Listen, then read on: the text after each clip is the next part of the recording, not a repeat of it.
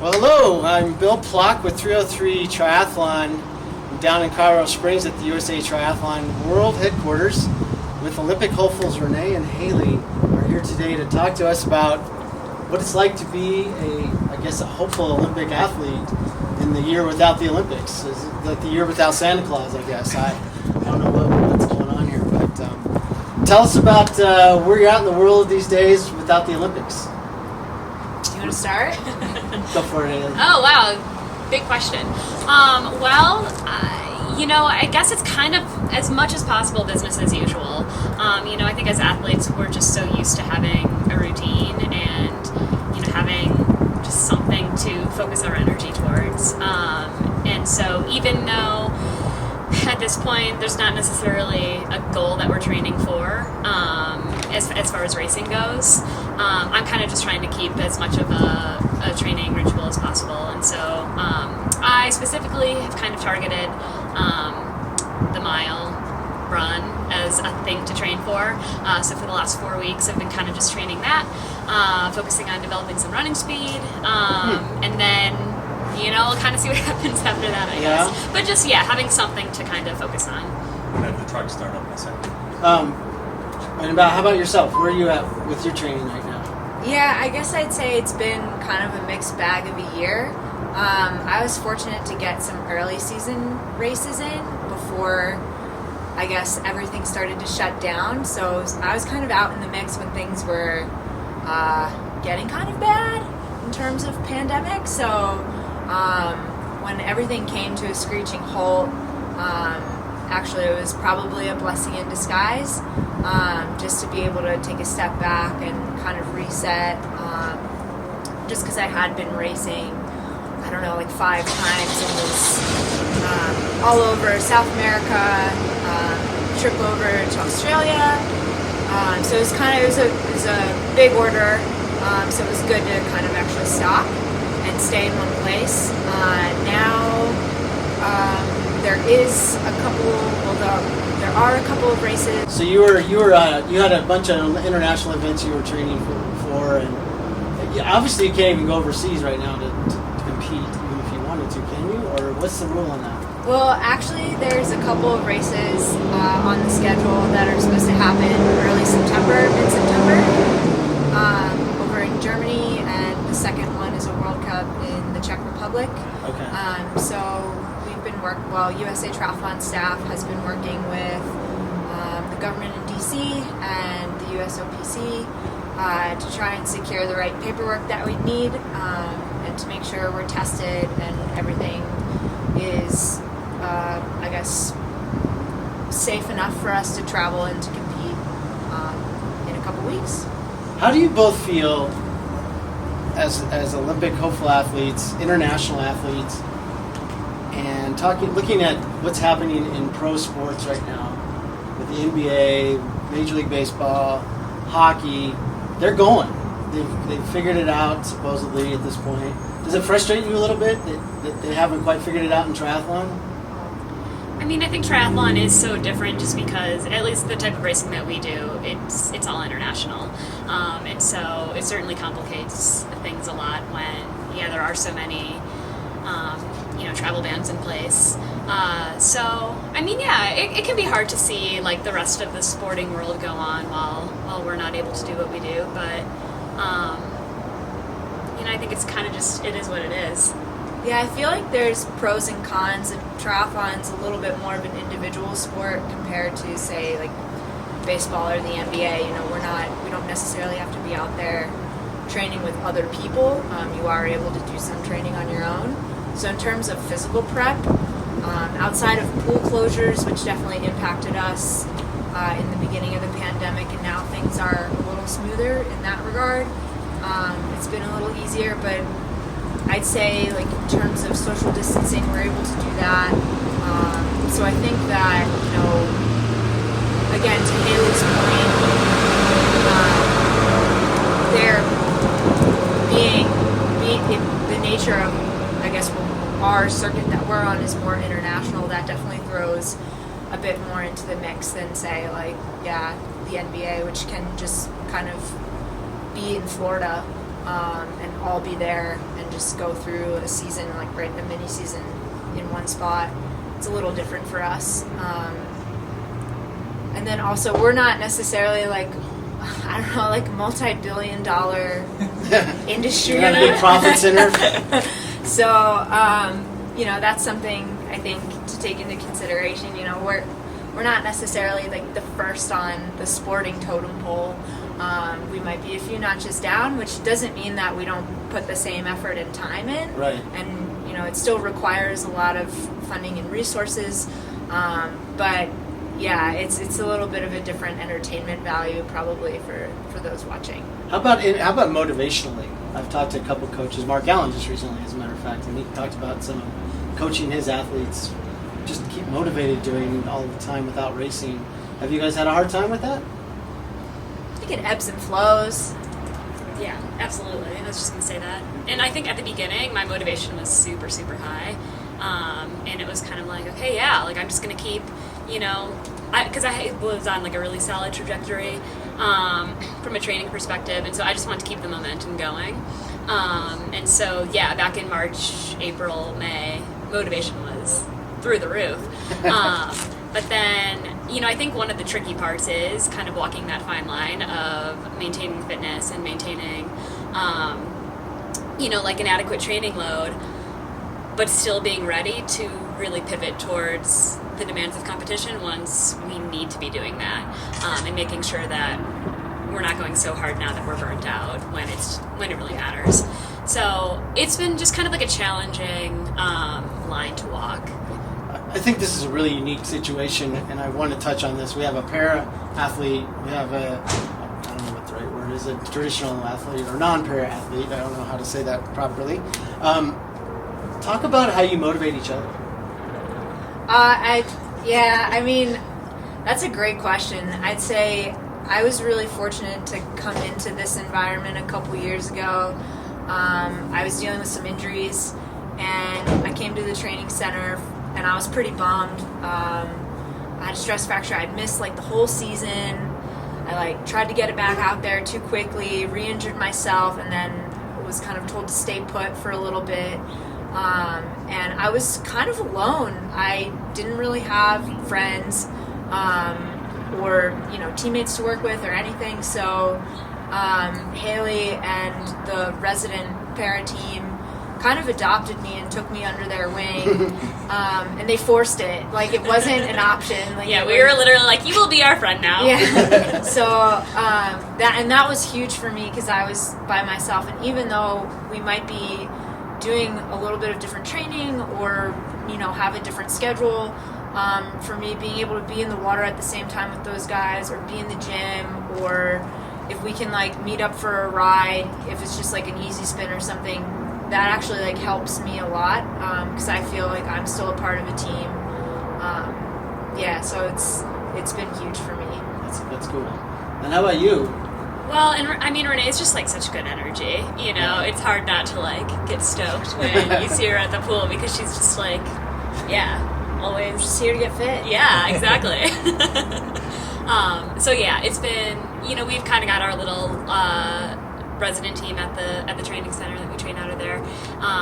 And yeah, Renee's been a really awesome extension of that. And I think just, being able to kind of bridge that gap between the para side and the Olympic side, and do some stuff together, for me has been really cool.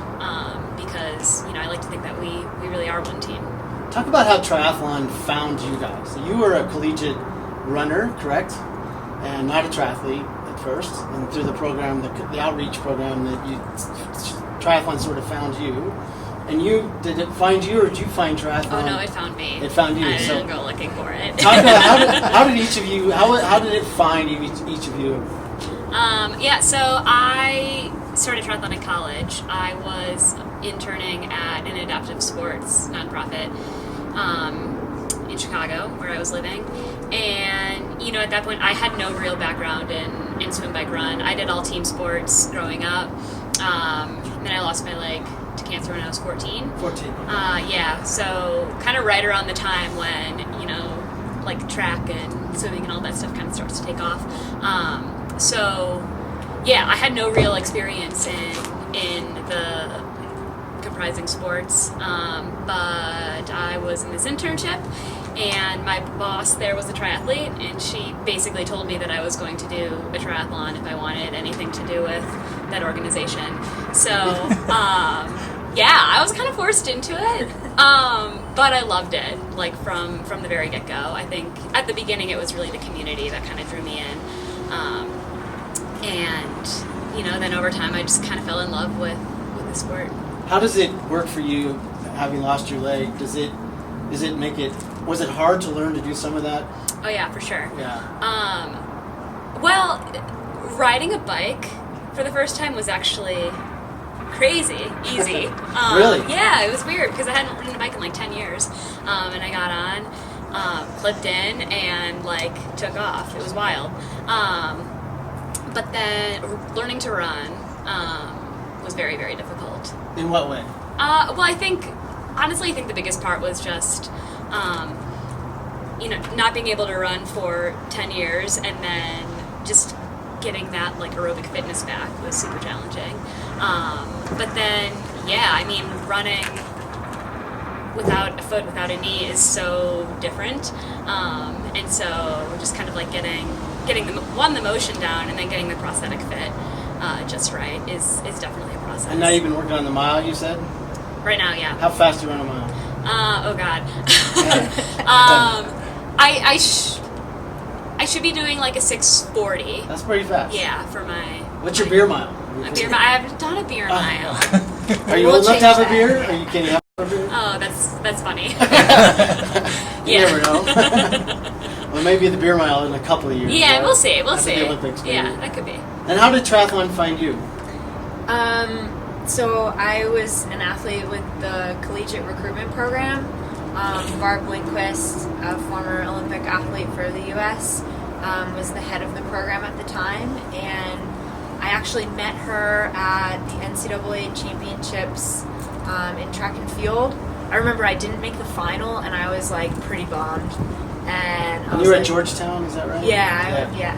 And I remember walking out, and I just missed the final, and I was like, I guess I'm not good.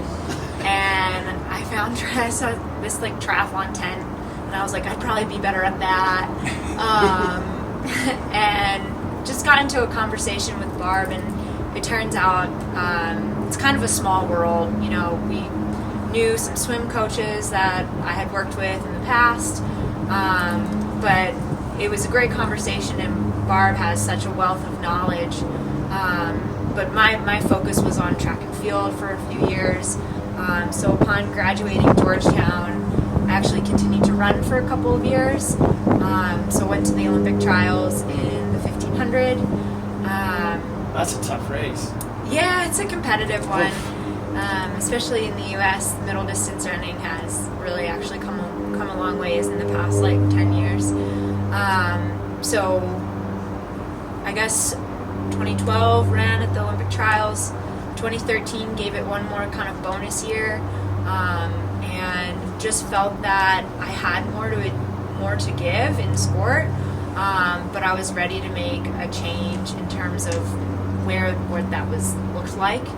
And I felt that triathlon was likely a more sustainable sport for me, and I kind of gave it a try, and I thought, okay, I'll give it this 1 year in the collegiate recruitment program, and had a pretty serious conversation with a guy named John O'Hall, who was with USA Triathlon at the time, and I was like, should I do this, or should I like go get a real job? Like, is this something I could actually do? He was like, you should probably give this a good try. So I stuck it through 2016. Came up a little short, but I had only been in the sport for like 2 years. So I decided after 2016 to give it another quad, which is now turning into 5 years. Hopefully. Yes, yeah. See. But I have no regrets. I mean, it's definitely been a bumpy road in the past couple years, mainly with some injury. I haven't really had the most ideal 4-year build-up, but that's kind of where I see this extra year for me specifically as more of a blessing in disguise. just because now I have a little extra time to be back at my best. So talk about, I've talked to some pro triathletes, if you will, that do iron distance and half iron and work on with company sponsors, and they have a whole side of their life where they have to be promoting and brand building and doing all that to help pay their bills. And you guys are more in that Olympic umbrella where you have some support from the foundation and the USA Triathlon. And talk about maybe how it is to be supported as an athlete, and what your give back or obligation feeling is of being in that sort of umbrella. Oh, I wouldn't be able to do this without the support from USA Triathlon, like hands down. There's no way, especially in the get-go. For me, on the Olympic side, there is prize money, so that's like a big source of my income. So injury and another year of like less racing, it's kind of this like triple whammy. But yeah, there's definitely I'd say like less out there on like the more ITU or Olympic side versus the Ironman and half Ironman. There's a lot, it seems, of sponsorship out there. But I'd also say, like, to be completely honest, like, I don't really think there's, like, tons of athletes with tons of sponsorship in triathlon. A lot of it might be product sponsorship, or, you know, there's just a few that might get a lot, and then there's athletes that still are winning races but don't necessarily have a ton of I guess support from like private companies or something.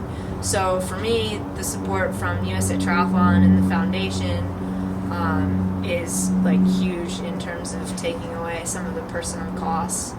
How does it feel to represent the U.S. in terms of just is it a burden at all, or is it an honor? How do you put that in kind of a perception? I don't know if it's something that I really think about very often, you know. But yeah, I mean, I think that it is an honor for sure. Like, we are able to do something that not a lot of people are able to do. And yeah, I would also like echo what you said, just in terms of, you know, being a part of USA Triathlon, falling under that umbrella. I just feel so well supported. And you know, I've seen it with other athletes that do have a lot of like sponsorship obligations to manage, where you know, they're just working all the time or traveling all the time to the point where they're not able to you know, really like put all of their energy into training. And I'm someone who is really just in touch with the amount of emotional energy that I have. And so I just feel like with the support of USA Triathlon and the foundation, I'm able to focus all of my energy on training and on being the best athlete that I can be. And I think that, you know, for me personally, that's going to set me up to do my best. I've actually thought a lot about that question, like being able to represent your country, because I guess sometimes I see athletes who might have a dual citizenship and they choose a different country to represent, and I've had people ask, well, like, why wouldn't you pursue like a different citizenship? And for me, I guess I've grown up in a system where, so I grew up with a single mom household. I was able to earn a scholarship to go to Georgetown, a full scholarship. So I came up in an American system that took care of me from the time I was a baby until like now. So I feel that it's really important for me to represent the nation that took care of me in my childhood and brought me through. So that's part of the reason why I like to represent the U.S. Could you represent another country potentially? No, because I don't. Well, actually, maybe. My mom was born in France, so I don't know if there's like. So some way maybe you could. Who knows? Yeah. But for me, it's important to kind of. I guess I don't really want to say give back, but because I don't know. It's kind of. I don't know if I've quite like ironed out how I feel like if I'm pursuing like an individual sport, am I like really giving back? But at the same time, I feel that it's kind of, I guess a way for me to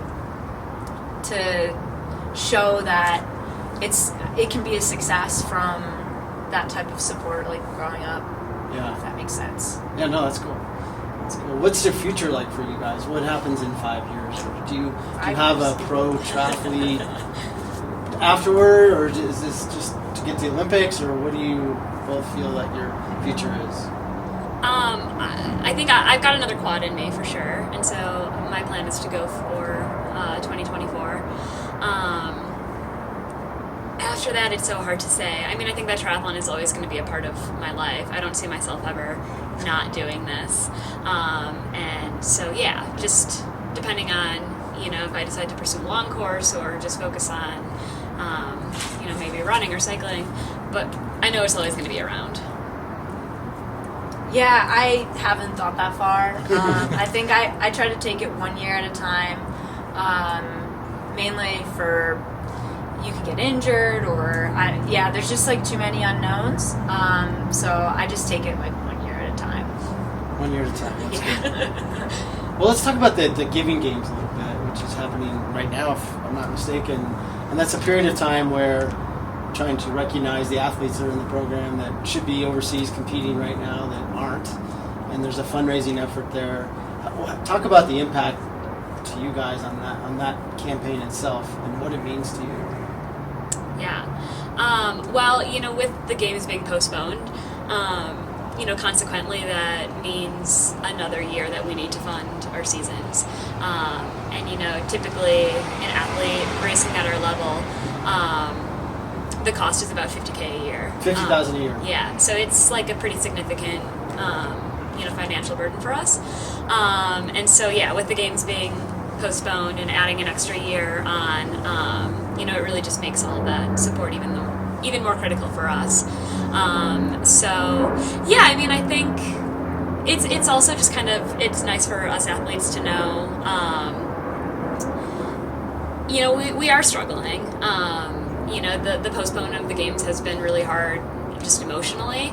And so for me, it means a lot to know that people are kind of acknowledging that and saying like, yes, we understand like what you're going through isn't the worst thing that is happening right now, but like we still feel for you. So that means a lot. Yeah, I'd say one thing that's been pretty insightful is the USOPC has been pretty transparent with, I guess, like where they get their money from and where it goes. And obviously with the postponement of the games, a lot of the sponsorship deals or the media deals like haven't gone through, and some of that money trickles down directly to the athletes, so they have to reshuffle everything. So I'd say, like some of us might have funding cuts, maybe not necessarily in triathlon, but I do know in other sports that's definitely been the case. So I guess like more universally, like we're, quote unquote, like if we're not able to compete or perform, we're not really able to do our job either. As I mentioned, prize money, like I can't get it because there's no racing. So it's just a way, like now is the time where you want to take responsibility for yourself, but at the same time, you have to make sure you're like able to afford where you live and put food on the table. So it's helpful to have people support and give back, to the sport of triathlon. Well, let's talk real quick about the aspirational side of triathlon and what your presence in the world helps other people and kids and people who look up to athletes. I mean, how important do you feel that is right now in the COVID world? Yeah, I mean, I guess that's a tough one because there's so much going on right now. I mean, is there a hope there? For me, I think there provides people some hope and when they see other people succeeding and they like that sport, whether it's triathlon, whether it's baseball, whatever, if they have a little sense of normalcy, a little bit of aspiration, maybe that helps them in their own struggles with the rest of their life. Do you guys feel that way as athletes? Well, I mean, I think for me, like, I think one of the cool things about triathlon, like, that I've learned in this sport is just how you really have to just take it one day at a time, one workout at a time, one moment at a time, and just kind of being as present as possible in that moment. You know, I think with the pandemic, if you think about the big picture, it's so scary and so overwhelming, and it's really easy to be just kind of overwhelmed by that uncertainty. But what triathlon has really taught me to do is to forget about the big picture and just look at the thing that I need to do today, the one thing that is in front of me today. And so, you know, I think that message is something that I think can really resonate with a lot of people, you know, not necessarily to, stress out about all the uncertainty, but to be able to control what you can in that moment. I mean, I told my daughter that she's 16, she swims, she rides bikes a little bit, runs pretty good actually. I told her I was talking to 2 Olympic hopeful triathletes today, and she thought that was the coolest thing ever. Like, she's so excited that her dad gets to sit down with you guys and talk about Olympics and triathlon and sports, and she's at school and she's wearing a mask and she hates it, but she loves that you guys are out there doing this. And I think that's, I guess, the root of why I asked that question. I feel like Hailey and I probably don't necessarily think about that a ton, but at the same time, I've seen, like, you have impact on that, you know, age demographics, young girls or maybe young athletes who might have lost their leg and were, you know, young girls in college who are going through transitions and growth. And I think that, you know, we don't really think about that on the day-to-day, but I know, like, for example, I've been fortunate to work with, like, some of the junior camps that come through in the past, and that's been, like, so great for me at almost, like, I'm hoping I give them some advice or something to take away from mistakes I've made or something like that, but at the same time, like, it actually, like, to interact with the young kids out there, like, it actually gives so much back to me and makes me feel like I'm doing more for the sport than just, like, my own, like, personal, like, competitive drive. Like, it's, like, more, like, that for me is actually what makes it worth it. So it's good to hear that, you know, there might be somebody out there that actually cares. I think people really are impacted more. And I'll wrap this up real quick and just say that, you know, I was talking to Dave Duchesne, the director of the USA Triathlon Foundation, and I've been in fundraising, and sometimes it's hard when people don't understand the impact of organizations all the way down. But, you know, give to the USA Triathlon Foundation because they'll support folks like you, but they also support other people that are aspiring to be great in other ways. And I think that's why it's so important to donate to this organization. And I think it just all helps all of us.